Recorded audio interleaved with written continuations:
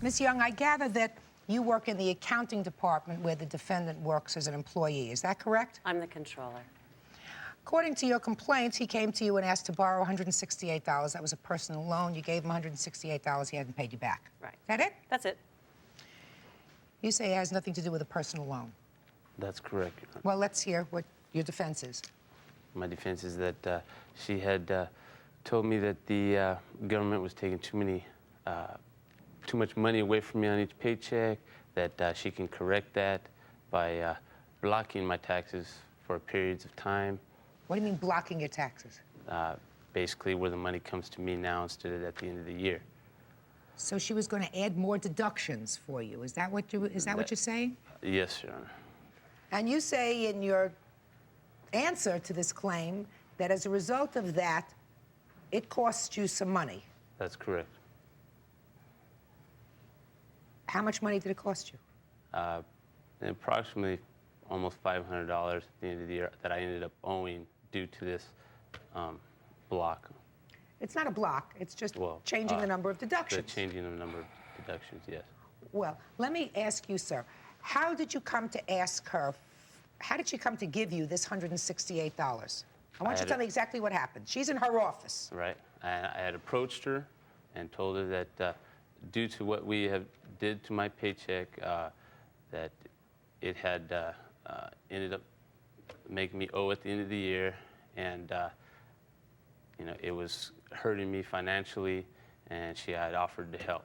And she said she had wrote me out a check for $168, and I said thank you. And I didn't assume that it was a loan due to the fact that it was her negligence that brought me to this point anyway.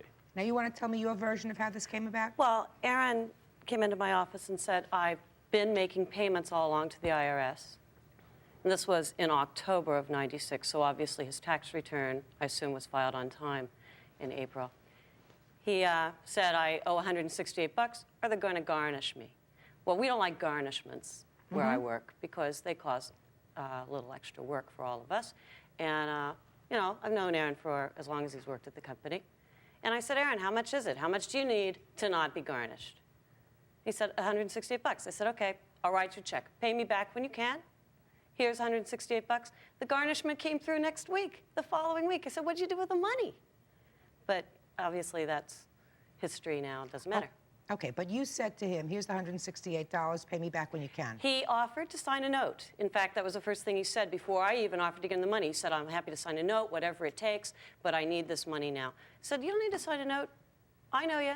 You've been working here a while. I won't do it again, but... Now, Mr. Cornelius, do you really believe in your position, sir? Excuse me? Do you really believe in this position that you've taken before me? Absolutely, Your Honor. Well, then let me tell you where you're all wet. She explained to you, if I believe what you say, that if you took, let's say, 4 deductions, you would get more in your salary each week, and it would probably be a wash with regard to taxes. You wouldn't have to pay any taxes, and you would end up with more dollars in your hand, correct? That's correct. All right. So what happened was, you still got more dollars. She didn't get any gain out of this, you did. If she put more deductions, that means you got more money in your paycheck each week. Why should she have to pay for that? She didn't write a company check, she wrote her own personal check. You still got the money. Okay. Now, did you go to her office and say, if I don't send them $168, they're going to garnish my salary? That's correct. And did she say to you, I'll give you the $168 because we don't like that to happen, you'll give it back to me when you can?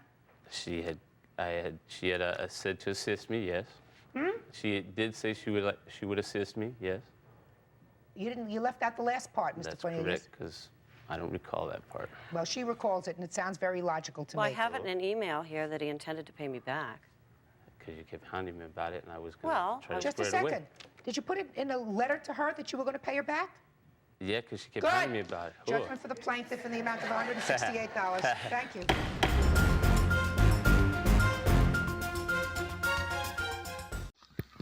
Vidmate पे नहीं आता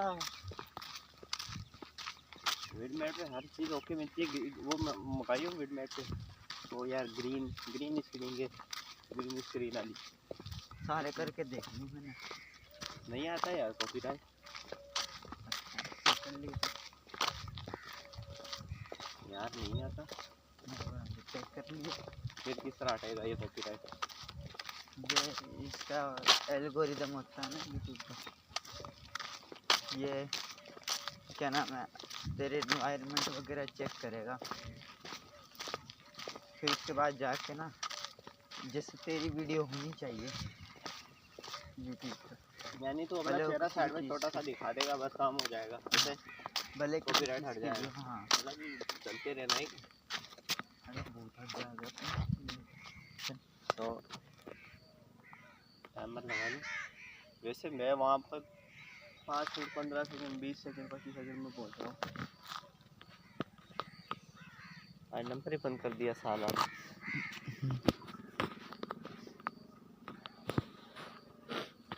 अपन जा रहे होते हैं, वो आ रहे होते हैं, देख ले।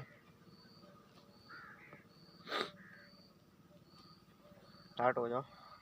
असल में वो नमाज पढ़ते ही निकलते हैं ना, अपन को देर हो जाती है, 6 बज जाते हैं। अपन तो सुस्ती सुस्ती में अभी आए, केस जैसे आए ना वैसे अपने 23 हो गए, 6-23। देख ले, वापसी में अपन 45 हो जाएंगे। छोड़ने ही नहीं देंगे। अब तो तोड़ तक भागूंगा आखिर तक। हिम्मत कर, हिम्मत से ही होगा। मैं ऐसा ही, मेरी ये सफ़ेद गेट तक बस हो जाती है, रो के खींचता हूँ खुद को। जब पहला दड़ा पार होता है ना, फिर हिम्मत खुद ब खुद आ जाती है, फिर तो मैं दड़ा दड़ जाता हूँ। मैं यार तोड़ तक भागूंगा। चल छोड़ टाइमर को, टाइमर की ऐसी की तैसी, घंटा होगा मिल ही नहीं रहा।